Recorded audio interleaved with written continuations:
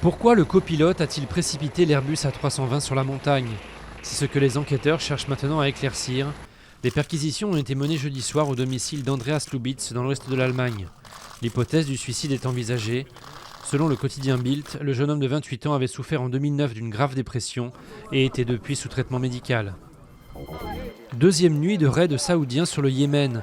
La coalition dirigée par l'Arabie saoudite a lancé de nouvelles frappes contre les rebelles chiites soutenus par l'Iran.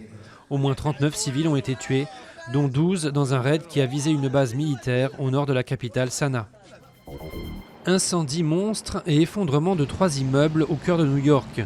Plus de 200 pompiers ont été mobilisés pour éteindre les flammes à Manhattan et 4 personnes ont été grièvement blessées. Tout est parti d'une explosion, vraisemblablement due au gaz. La France battue par le Brésil, mais la France championne du monde.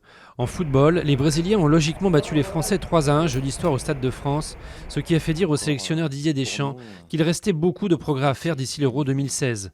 Mais en patinage artistique, les Français Gabriela Papadakis et Guillaume Cizeron ont été sacrés à Shanghai champions du monde de danse sur glace pour la première fois de leur jeune carrière. Tout savoir sur l'invention du cinéma.